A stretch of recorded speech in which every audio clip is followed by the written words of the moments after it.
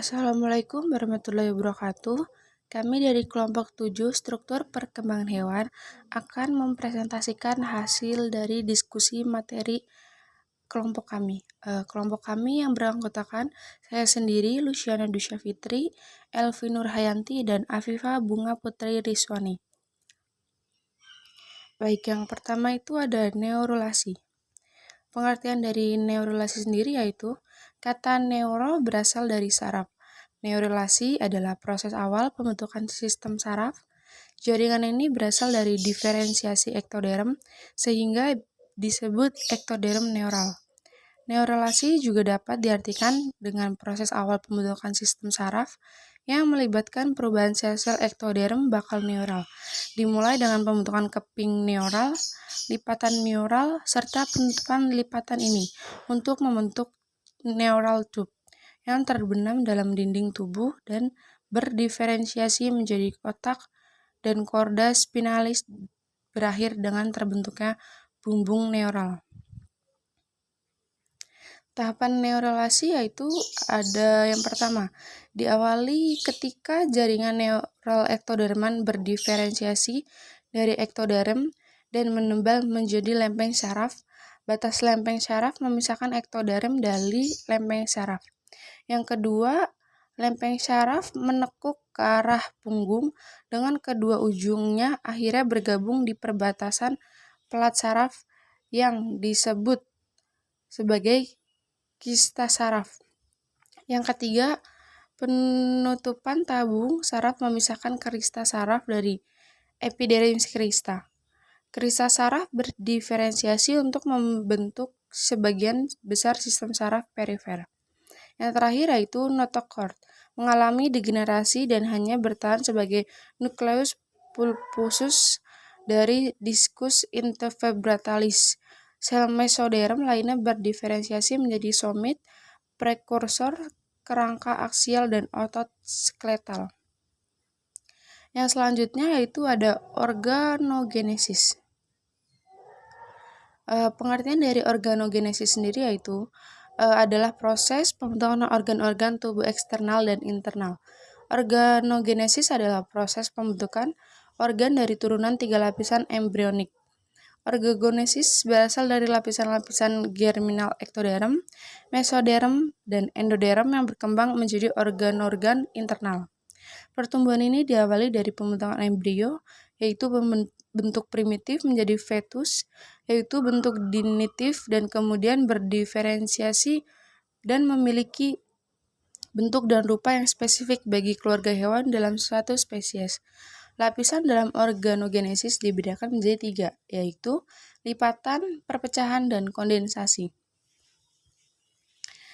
Organogenesis melibatkan peristiwa induksi embrionik.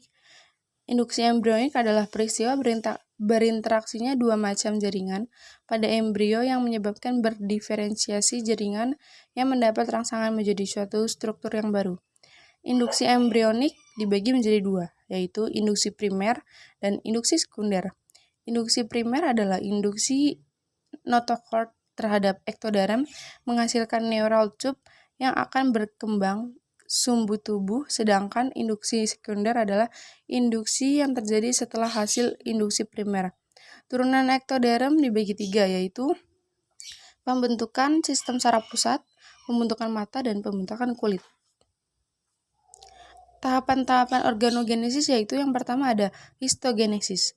Histogenesis adalah suatu proses diferensiasi dari sel yang semula belum mempunyai fungsi menjadi sel yang mempunyai fungsi khusus.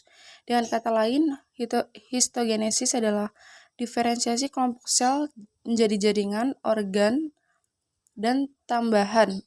Ketiga lapisan benih akan mengalami spesialisasi selama periode ini, dan karena itu setiap lapis benih menghasilkan sel yang fungsionalis pada jaringan yang tepat. Yang kedua yaitu organogenesis atau morfogenesis. Organogenesis dimulai akhir minggu ketiga dan berakhir pada minggu ke-8. Dengan berakhirnya organogenesis, maka ciri-ciri eksternal dan sistem organ sudah terbentuk. Yang selanjutnya embrio disebut fetus. Organ yang dibentuk ini berasal dari masing-masing lapisan dinding tubuh embrio pada fase grastula. Yang selanjutnya itu ada lapisan ektoderm. Lapisan ektoderm akan berdiferensiasi menjadi krof, otak, integumen, rambut, dan alat indera. Ektoderm adalah bagian terluar dari 3 lapisan massa sel yang muncul di awal perkembangan embrio. Terdapat 3 jenis yang masuk dalam epidermis embrio dan tetap ada selama hidup individu dewasa. Yang pertama yaitu melanoblast, sel Langerhans, dan sel Merkel. Yang selanjutnya yaitu lapisan mesoderm. Akan berdiferensiasi menjadi otot, rangka, dan alat reproduksi, dan alat peredaran darah, dan alat ekskresi seperti ren. Yang ketiga itu ada lapisan endoderm, akan berdiferensiasi menjadi alat pencernaan, kelenjar pencernaan, dan alat respirasi seperti pulmo. Kemudian selanjutnya tahap transformasi dan diferensiasi. Pada akhir dari proses grastulasi, lapisan benih telah berdiferensiasi, tetapi belum dapat fungsi. Sel masih tidak berfungsi sampai pada proses diferensiasi khusus yang disebut autoligal diferensiasi. Hasil dari proses diferensiasi ini adalah terbentuknya protein baru dalam sel. Protein khusus ini memungkinkan sel tertentu mampu berfungsi untuk hanya satu fungsi. Baik, ini daftar pusaka yang kami gunakan. Sekian dari kelompok kami, kurang lebihnya mohon dimaafkan. Wassalamualaikum warahmatullahi wabarakatuh.